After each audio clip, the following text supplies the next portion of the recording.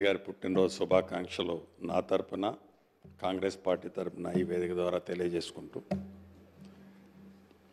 ఇంతకుముందు మాజీ ఇరిగేషన్ శాఖ మంత్రివర్యులు హరీష్ రావు గారు తెలంగాణ రాష్ట్రం ఏర్పడిన తర్వాత ఈ రాష్ట్రంలో వారు మొదటి టైం అంటే 2014 నుంచి 19 వరకు ఇరిగేషన్ మంత్రిగా ఉన్నప్పుడు వారు సాధించిన అంశాలతో పాటుగా తెలంగాణ ఏర్పడటానికంటే ముందు జరిగిన అంశాల మీద కూడా వారు చాలా కాన్సన్ట్రేటెడ్గా వాటిని వివరంగా విపులంగా దీనికి కౌంటర్గా అంటే గడిచిన తెలంగాణ రాష్ట్రం వచ్చిన తర్వాత ఏవైతే అభివృద్ధి సంక్షేమ కార్యక్రమాల్లో భాగంగా ఇరిగేషన్ సెక్టార్లో మేము చేశామని చెబుతున్న వాటికి కౌంటర్గా గతంలో అవి జరిగాయి కాబట్టి ఇప్పుడు ఇవి జరిగాయని ఎగ్జాంపుల్ మేడిగడ్డ డ్యామేజ్ని కంపేర్ చేస్తూ కొన్ని ఉదాహరణలు ఇచ్చారు. అవన్నీ జరిగాయి, ఇరిగేషన్లో అన్యాయం జరిగాయి, ఇతరత్ర అన్ని అంశాల్లో తెలంగాణకి అన్యాయం జరిగింది కాబట్టే అనేక మంది పోరాట ఫలితం తెలంగాణ రాష్ట్రం సాధించుకున్నాం. ఈ సాధించుకున్న తెలంగాణ రాష్ట్రంలో ఈ 10 సంవత్సరాలు అటు గోదావరి పరివాహక ప్రాంతాలు, గోదావరి మీద ఉన్న బ్యారేజీలు రిజర్వాయర్లు కానివ్వండి, ఇటు కృష్ణా పరివాహక ప్రాంతంలో ఉన్న బ్యారేజీలు రిజర్వాయర్లు కానివ్వండి, వీటన్నిటినీ మ్యాక్సిమం లిఫ్ట్ ద్వారానే గత ప్రభుత్వం వాటిని ఏర్పాటు చేయటం జరిగింది. ప్రధానంగా ఈనాడు అసలు ప్రధానమైన అంశం మేడిగడ్డ మీద డ్యామేజీ. మేడిగడ్డ అంటే కాళేశ్వరం అంటే ఒక్క మేడిగడ్డేనా అనేది వారు లేవనెత్తే అంశం. ఒక్క మేడిగడ్డే కాదు, కాళేశ్వరం అంటే వారు చెప్పినట్టు వందలాది కిలోమీటర్ కాలువలు, టర్నల్స్, పంప్ హౌజెస్, ఇతరత్ర రిజర్వాయర్లు ఉన్నమాట వాస్తవం.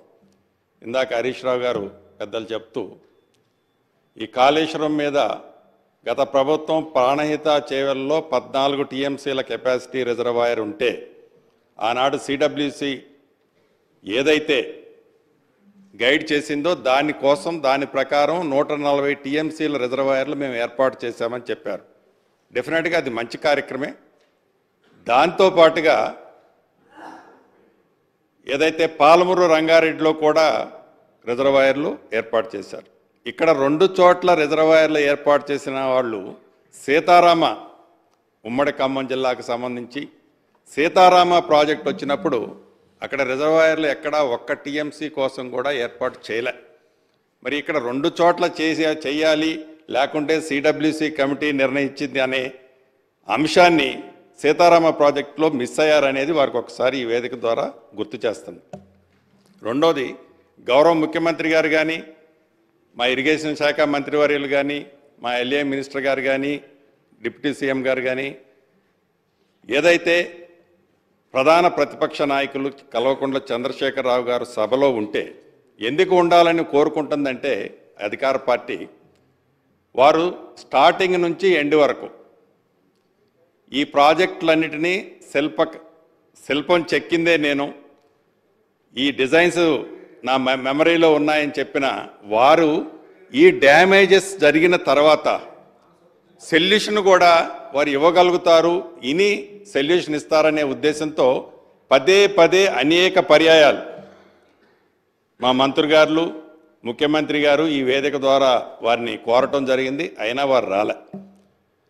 ఇక్కడ ప్రధానంగా మనం గమనించాల్సింది ఏదైతే ఈ కాళేశ్వరం ప్రాజెక్టు ఓపెన్ అయ్యే నాడు ఆనాటి ముఖ్యమంత్రి కల్వకుంట్ల చంద్రశేఖరరావు గారితో పాటు ఇంకిద్దరు ముఖ్యమంత్రులు హాజరయ్యారు. ఈ హాజరైన ఆ వేదిక సాక్షిగా ఆనాడు చంద్రశేఖరరావు గారు అన్న వర్డ్స్ ఏంటంటే ఇది ఒక దేవాలయం లాంటి ప్రాజెక్టు, ప్రపంచంలోనే అద్భుతంగా కట్టిన ప్రాజెక్టు, చాలా బ్రహ్మాండంగా కట్టాము అని ఆ రోజు అన్నారు. మంచిది. ఇదే కల్వకుంట్ల చంద్రశేఖరరావు గారు 4-5 రోజుల క్రితం నల్లగొండ వెళ్ళినప్పుడు వాళ్ళకి పని బాట లేదు, బొందలగడ్డకు పోయారు అన్నారు. ఆనాడు దేవాలయమైన మేడిగడ్డ, ఈనాడు అధికార పార్టీ ఏదైతే ప్రత్యక్షంగా డ్యామేజ్ అయిన ప్రాంతాన్ని చూడటానికి పోయినప్పుడు అది బొందలగడ్డ ఎలా అయిందో వారు ఒక్కసారి ఆత్మ పరిశీలన చేసుకోవాల్సిన అవసరం ఉంది. మీరు చేసిన దాన్ని మీరు ఏదైతే తప్పు జరిగింది అది మేడిగడ్డ వల్ల జరిగింది, మీరు ఆతృతలో జరిగిందా, మీ పర్సనల్ ఇంట్రెస్ట్ ఏముంది దాంట్లో నేను బోటల్లా. అయితే ఇందాక ఇందాక ఇందాక గౌరవ ముఖ్యమంత్రి గారు చెప్పారు,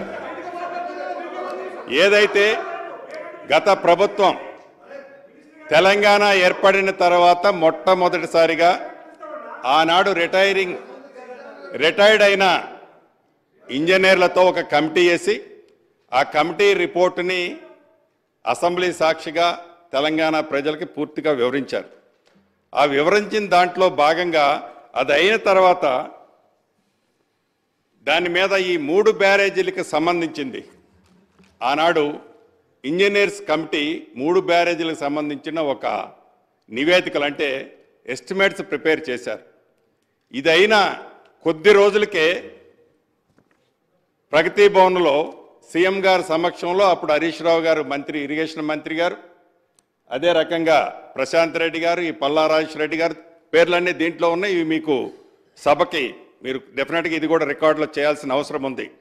అంటే వారి ఆతృత, ఈ మినిట్స్లో కనిపిస్తున్న ఆతృత, వారి కంగారు, ఎంత తొందరగా కట్టాలి, ఎంత తొందరగా కట్టి ఆతృతే తప్ప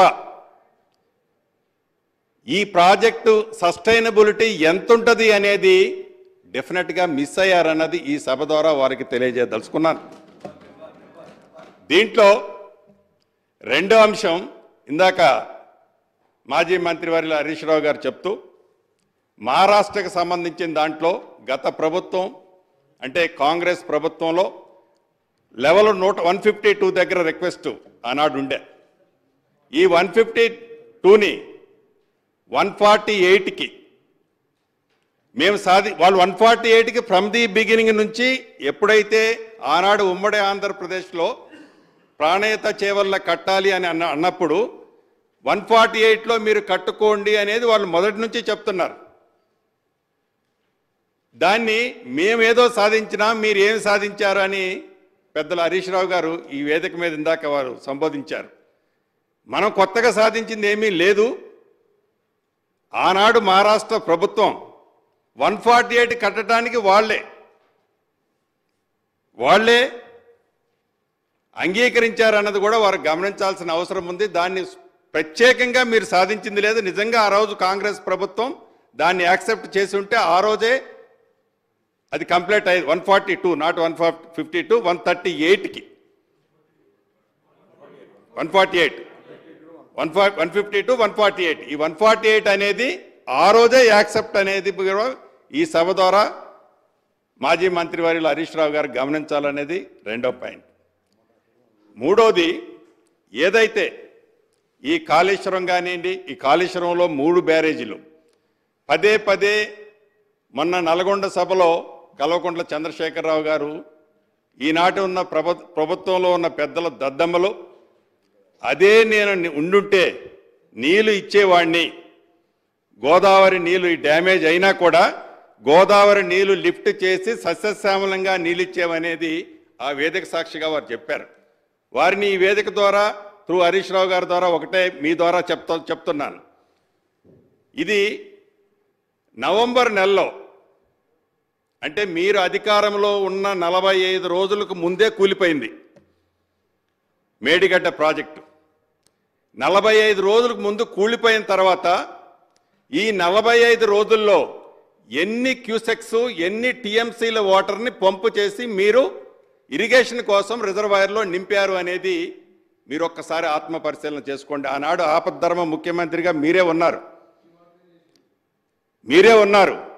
కనీసం ఒక్క టీఎంసీ వాటర్నైనా రివర్స్ పంపించి ఈనాడు మీరు నేనున్నట్టయితే సస్యశ్యామలంగా నీరు ఇచ్చేవాడిని, రెండో పంటకు నీళ్ళు ఇచ్చేవాడిని అని చెప్తున్నారు.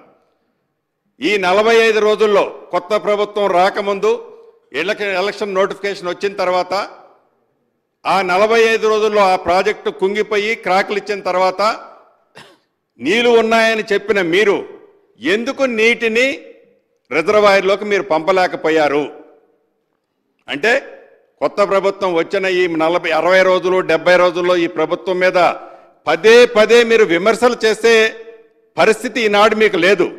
మీరు కొత్త ప్రభుత్వానికి సూచనలు ఇవ్వగలుగుతారు. 10 సంవత్సరాల క్రితం ఉన్న ఉమ్మడి ఆంధ్రప్రదేశ్లో ఉన్న ఆనాటి కాంగ్రెస్ ప్రభుత్వంలో ఉన్న అంశాలని పదే పదే ఆనాడు ఉమ్మడి ఆంధ్రప్రదేశ్లో తెలంగాణ రాష్ట్రానికి అన్యాయం జరిగిందని కాబట్టి తెలంగాణ రాష్ట్రం వచ్చిన తర్వాత మనందరం కొత్త జీవితాన్ని ప్రారంభించాం. పద్దాక పాత జీవితంలోకి పోయి ఆనాడు కాంగ్రెస్ పార్టీ ఆనాడు ప్రభుత్వం అన్నదానికంటే ఈ కొత్త ప్రభుత్వంలో మమ్మల్ని విమర్శించే పాయింట్ నాట్ వన్ కూడా లేదనేది గౌరవ సభ్యులు మీ ద్వారా గమనించాలనేది నేను తెలియజేసుకుంటున్నా. ఇక ఏదైతే ఈ రిజర్వాయర్లు బ్యారేజీలు ఉన్నాయో అది మేడిగడ్డ కానీ ఇతరత్ర బ్యారేజీలు ఎస్టిమేట్ మీరు ఒకటి చేశారు. ఎస్టిమేట్ చేసిన తర్వాత ఆ estimate cut off wall upstream కానీ downstream cut off wall కానీ ఆనాడు మీరు cut off wall RCC concrete వాల్తో చేశారు. చేసిన దాన్ని వర్క్ మీరు స్పీడ్ కావాలన్నా మీ ఇన్నర్ ఫీలింగ్ ఏంటో నాకు తెలియదు. యుద్ధ ప్రాతిపదిక మీద ఆ డిజైన్ చేంజ్ చేసి ఆ డిజైన్ చేంజ్ చేయటమే ఈనాడు ఆ ప్రాజెక్టులు పట్టిన అధోగతి అనేది ఈ వేదిక ద్వారా మీ ద్వారా వాళ్ళకి తెలియజేస్తున్నాను. నిజంగా ఆ డయాఫ్రమ్ వాల్ కాంక్రీట్ వాల్తో చేసి ఉండి ఉంటే ఆ శాండ్ని పర్ఫెక్ట్గా కాంపాక్ట్ చేసి ఉండి ఉంటే ఈనాడు ఆ రాఫ్ట్ కుంగేది కాదు, ఆ డ్యాము షింక్ అయ్యేది కాదు. ఈనాడు తెలంగాణ ప్రజల ఈ వేలాది కోట్ల డబ్బు దుర్వినియోగం అయ్యేది కాదనేది ఈ సభ ద్వారా మీకు తెలియజేస్తూ చివరగా నేను చెప్పేది యుద్ధ ప్రాతిపదిక మీద ఇదొక్కటే కాదు, ఇదొక్క డ్యామే కాదు, మిగతా ఉన్న అన్ని డ్యాములో ఈ 3 పిల్లర్లే కాదు. ఇందాక ఉత్తమ్ కుమార్ రెడ్డి గారు ఇరిగేషన్ మంత్రి గారు చెప్తున్నట్టు 2వ డ్యాములో సీపేజ్ మొదలైంది, 3వ డ్యామ్లో కూడా బుడగలు వస్తున్నాయి. ఈ 3 పిల్లర్లే కాదు సేమ్ సిస్టమ్. ఈ 3 పిల్లర్లు అన్నది డ్యామ్కి ఒక ఎడ్జ్లో జరిగిన డ్యామేజ్. ఇప్పుడు సెంటర్లో అటుపక్క ఎప్పుడో అడుగున్నర కుంగింది. ఆ అడుగున్నర కుంగిన తర్వాతనే మహారాష్ట్ర సైడ్ అడుగున్నర కుంగిన తర్వాతనే దాని మీద ట్రాఫిక్ని మీరు బంద్ చేశారు. అప్పుడు మీ ప్రభుత్వం చాలా పర్ఫెక్ట్గా ఉంది. ఆనాడే మీరు శ్రద్ధ తీసుకొని ఉంటే మొన్న ఇది డ్యామేజ్ జరిగి ఉండేది కాదు. ఇప్పటికైనా దాన్ని పర్ఫెక్ట్గా కొత్త ప్రభుత్వంలో మేము ఆతృతపడి ఏదో అడావుడి పడి తప్పులు చేయాలనే ఉద్దేశం ఈ ప్రభుత్వానికి లేదు. చిత్తశుద్ధితో గతంలో మీరు చేసిన దాన్ని నిజంగా మీరు ఒప్పుకుంటారా ఒప్పుకోపోతారా అది మీ ఇష్టం. కానీ ప్రజలు గమనిస్తున్నారు. విజువల్స్ కనపడుతున్న దాన్ని కూడా మీరు అంగీకరించకపోవడం అనేది చాలా బాధాకరం. అంగీకరించిన దాన్ని కూడా మీరు ఆతృతతో కట్టారా, ఎవరు కట్టారు, ఎంతమంది కట్టారు, ఎట్లా కట్టారు, డిజైన్లు ఎందుకు మార్చారు, దీనికి కారకులు ఎవరు, ఎంతమంది సస్పెండ్ చేశారు, వరద వచ్చినప్పుడు ఎన్ని పంపులు మునిగిపోయినాయి, పంపులు మునిగిపోవటానికి కారణం ఏంటి, దాని మీద చర్యలు ఏం తీసుకున్నాము అనేది కూడా మనం గమనించాల్సిన అవసరం ఉంది. తప్పకుండా ఈ ప్రభుత్వం చిత్తశుద్ధితో గౌరవ మంత్రి గారు కానీ ముఖ్యమంత్రి గారు కానీ మా ఎల్ఏ మంత్రి గారు కానీ చాలా వివరంగా చెప్పారు. వీటి మీద మీరు చేసిన తొందరపడి ఈ ప్రభుత్వం తప్పులు చేయాలని ఈ ప్రభుత్వానికి లేదు అనేది చాలా స్పష్టంగా మీ ద్వారా గౌరవ మంత్రివర్యకు తెలియజేస్తూ, నిజంగా కల్వకుంట్ల చంద్రశేఖరరావు గారు కూడా సభకు వచ్చి ఉంటే వారు అనుభవంతో ఏదైతే దాన్ని ఇన్డెప్త్గా ఆనాడు స్టడీ చేసి కట్టారో ఆ కట్టింది యువతల డిబేట్ ఈనాడు జరుగుతున్న తర్వాత ప్రత్యక్షంగా కనపడుతుంది. కాబట్టి ఆ కనపడ్డ దాన్ని ఎలా రెక్టిఫై చేయాలనో మంచి సూచనలు ఇచ్చి ఉంటే ఈ ప్రభుత్వం తప్పకుండా స్వీకరించి ఉండేది.